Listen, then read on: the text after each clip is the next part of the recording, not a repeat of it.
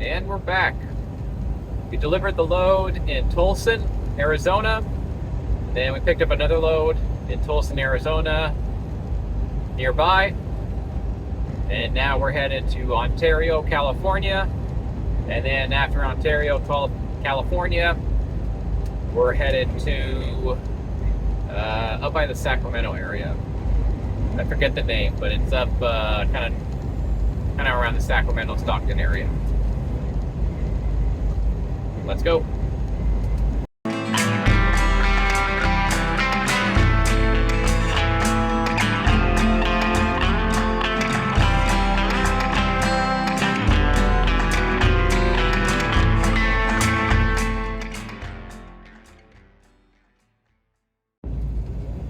All right, so we delivered that load to the Sacramento area, which was Manteca, something like that. So we delivered it to Manteca, and then that was over Easter weekend. So they couldn't find the load in that area. So then we deadheaded from Manteca, which is like Stockton area, all the way down to Los Angeles. We stopped in Lubbock, California for the night, so just north of Los Angeles at the Grapevine. And waited there. It was Sunday, so it was Easter Sunday actually. Waited through the morning on Sunday morning, Easter. And they couldn't find a load. They finally found one, but it wasn't due for pickup until 8 o'clock that night. So, I was there in the morning, and the next load wasn't going to be ready till 8. So I just did a reset there, and I didn't need to do a reset. I was running recap, and I had plenty of recap coming, so sort of an unscheduled reset there. So I did that, and then after that reset, went to Los Angeles. I think I picked it up in Ontario specifically. So I think I picked it up in Ontario. Went to Vegas. The load was going to Vegas. Then from Vegas, grabbed another load, went to Phoenix, and then from Phoenix, right now we're headed back to, we're headed to Paris right now, which is right next to Ontario. And then I'm not sure where I'm going after that. So this log is looking to be pretty short. So I thought I might give my 2 cents on the trucking market in 2023 right now. So I started trucking originally in 2020, and then 2021, 2022, kept trucking through those times. And so I think it was right around 2020, the government mandated ELDs, so you have to use an electronic logbook, which mine's right below you right there. It's actually hanging on it. So you have to use an electronic logbook, which forced all of the truck drivers to actually start following the hours of service, which caused all of the truck drivers to actually have to park it at night when they were done. So you had that in 2020, 2021 time frame, and then you had the market, which was absolutely exploding. Like, this was during the pandemic. People were buying all sorts of crap off Amazon. There was freight everywhere, and loads were going for like $4 a mile, easy. So that's where I started in. When I was first starting to learn what freight market was, what volume was, I kind of did the napkin math in my head as I was, learning these concepts of like, damn, $4 a mile? I could probably make like $250,000 if I had my own truck right now. So that's where I started, and kind of that mindset that like, oh, that's understanding. But that was a really weird time, right? That never happened again. And it's probably never going to happen again. That was the most crazy time in trucking. And right now, like, if you can get a load for $2 a mile, you're doing pretty good, right? So it's just come way down from there, and it's terrible. Like, this is absolutely terrible. Now, I've never been an owner-operator. I never owned my own truck. I've never actually worked the spot market, but I have sort of paid attention to these things because, I'm looking to go that direction. So I've been paying attention, and I've been looking at it, and I'm right now thinking, I've said this a few times, this is just a really bad time. It couldn't be worse. Freight market's bad. The fuel prices are super high. and there's a huge mechanic shortage, there's a huge part shortage. I mean, that log a couple weeks ago where it took a week to get a PM and a windshield replacement. Like, that's absurd. Like, a week for that? That should have taken like 2 days, but it took a week. And then there was that time, like, I had to get the tire changed, and it took 16 hours. 16 hours. Like, for 16 hours, I'll just change the damn thing myself. It's actually not that complicated, right? It's not, like, I'll just go buy the equipment and do it myself for 16 hours of waiting. So, it's just a really bad time right now. So, I thought I might bring this subject up right now because, well, short vlog, and also with that recent Levick layover there. Now, it was Easter Sunday, so that certainly contributed to things, but those types of delays have been actually pretty common. So since I came back with night, I actually haven't run out my clock once. I've just been running recap the entire time, which I don't do. Like, if I can run 11 hours a day, I will. But it's just not, I'm just not able to do so because of things like that. And just yesterday with this load, I dropped the last load, and then I was in Phoenix, and there was like a 3-hour gap where they couldn't find a load, right? And we're dealing with a mega carrier here. It's not like they don't have freight, but in this case, they actually don't have the freight. So that's been happening a lot, and I've been getting these loads where, like, I'll get it sent to me, okay, fine, and it'll be like a load that should take me, like, 1 day of driving plus a rest. So maybe it takes me like 24 hours from the time I get the load to the time I'm able to deliver it. I'll need like 24 hours to actually do it. But I won't have 24 hours. I'll have like 30 hours. And it'll be an appointment time, and I can't deliver it early. Meaning I have like a spare 6 hours in between load time to deliver it. So there's just like an extra 6 hours in there. What am I doing during that 6 hours? Nothing. Okay. Hiking up hills or whatever. Like, okay, like, I make use of the time, or like editing videos, right? So I make use of the time, but that's been happening a lot. In fact, almost every single load, there's like I can deliver it a lot earlier, and I'm constantly asking my DM, can I deliver this early? I say, no, man. So that keeps happening a lot to me. And I think everyone, really. I think it's just kind of common right now. Back in 2021, like, no. Like, my video was like, how soon can you get this there? Because I got another one ready to go. And like, if I made a request, like, I remember specifically when I first got in, and after like the first couple weeks, I asked to stay West Coast. Because I just wanted, I was new, and I'm like, yeah, I kind of know this area kind of well. So I want to stay in the West Coast. He's like, yeah, sure. So he did that. And then I remember specifically, I'm like, okay, let's spread our wings a little bit here. And I was like, hey, can you send me to Texas? And he's like, you're in Texas? I'm like, yeah, sure. Like 5 minutes later, boom, load going to Texas. Right now, I've been asking to go east, and I haven't gotten a single load head east for like a month because there isn't any. There's nothing that's profitable that they can reasonably send me. And that's just how bad it is right now. So, there's a lot of that going on where I'll get a load, and there's just like a 6-hour time gap there where I can deliver it early, but I can't deliver it early. And that's just sort of what's happening right now. So, yeah, just a really bad time. At least I'm still rolling reasonably well. 2,000 miles a week average or something like that, but that's with time off. So that'll probably go up. So I'm not rolling terribly right now. It's just not good.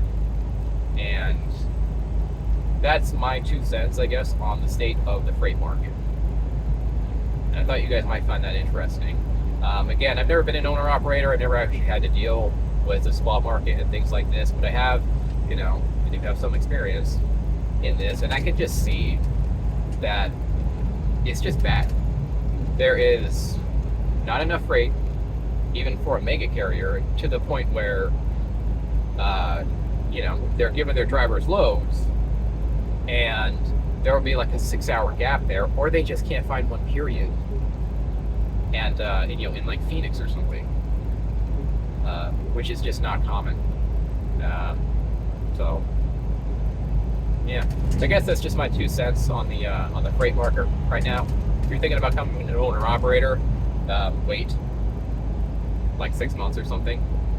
Uh, so, you know, that's my 2 cents there.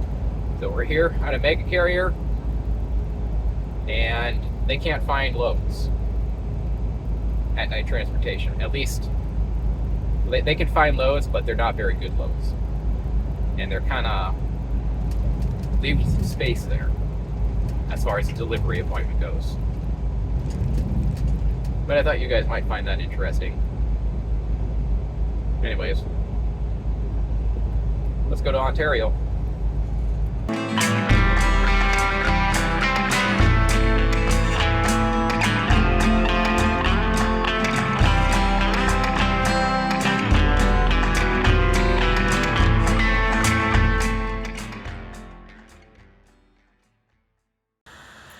Okay, so I delivered that load going to Ontario.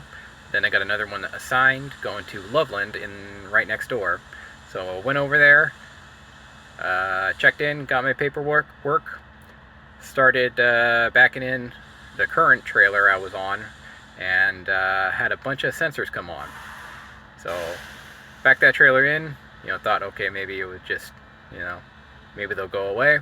Hooked up the other one and started driving, but unfortunately, the sensors, they didn't go away, so I don't think I can drive like that. Alright, so we're in the shop now. Hopefully you can see that. Yeah, the shop's over there. And yeah, another shop one, another day at the shop. But either way, that Loveland, Colorado load wasn't going to make the paycheck, so we'll get into the spreadsheet right now. Okay, it's spreadsheet time.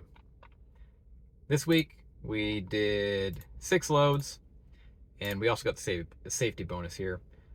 Stayed West Coast again, and overall not a bad week. So we got 2,442 miles, and we were paid $1,316.78. One thing to note, these 2 loads right here, they didn't actually hit my paycheck, so something went wrong with the paperwork. So at night you scan in the paperwork, and then it's supposed to process, and then you get paid after the process goes through. I kept scanning these 2, but they didn't go through for whatever reason. I don't know why. So they weren't actually on this paycheck, but I gave what I thought I should make on them, and that should be pretty damn close to accurate. So just a note, on the next paycheck, that might change by a few cents, few dollars, whatever, but it should be pretty close. So yeah, just a note there. That's why they're in asterisks there. So yeah, anyways, 2,442 miles, $1,300. So overall, we've been here 11 weeks, and we went 23,109 miles, and we were paid $12,191.22 for an average of 53 cents per mile. That includes things like layover. This layover right here is for the Lubbock, California layover that I already described. So I did get layover for that, and I got a reset, which was kind of nice. So not all bad. Average, so we're averaging 2,100 miles a week, $1,100 and $1,108.29, same per mile rate there.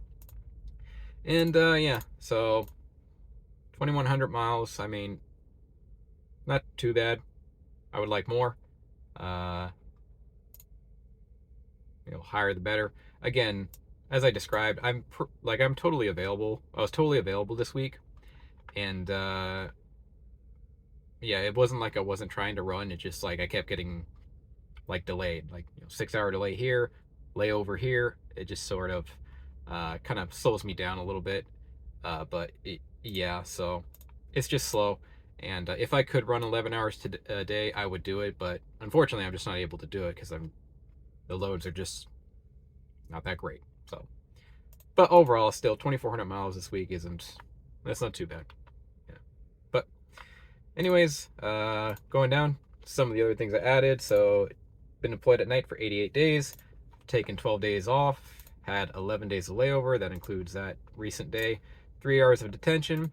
So days on duty, this is just days of employment. minus layover equals or minus home time equals 70. So 76 days on duty. So when I've been on duty available to drive, I've made $160 per day. And while I've actually been driving, so days I've actually driven on the road and wasn't in maintenance or whatever. Shut up. I've made $187.56. Load length is 537 miles. That went down because these were pretty short loads. I really wanted that Loveland, Colorado load, but my truck decided to, uh, turn into a Christmas tree, so I didn't get it. So that sucked. That would have been a nice load, but whatever.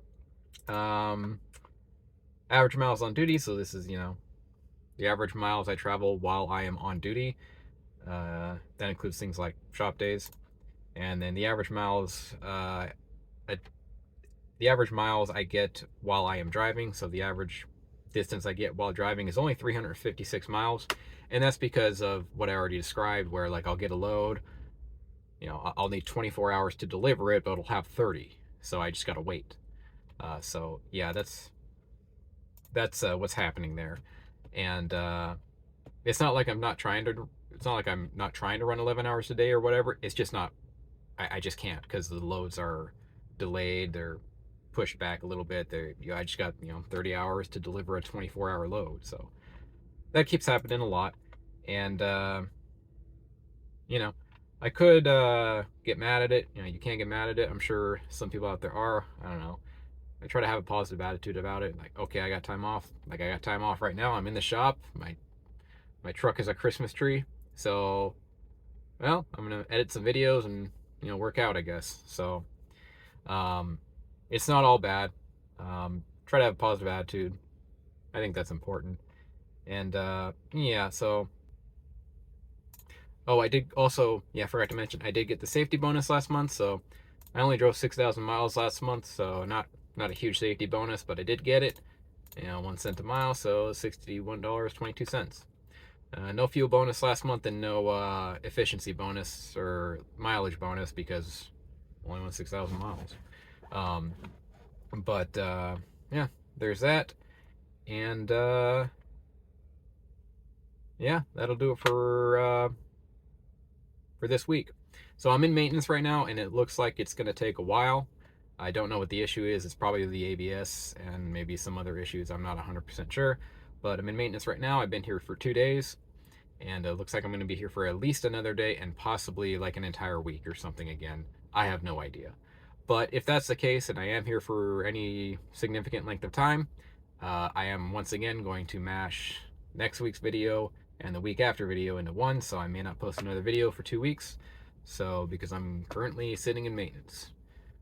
Welcome to maintenance, right? So, but hopefully not. Hopefully they get it fixed. But either way, that will do it for this episode. Thank you for watching. Hit the like and subscribe button. And if you're interested in truck driving, I'll leave a link in the description below. And keep trucking out there.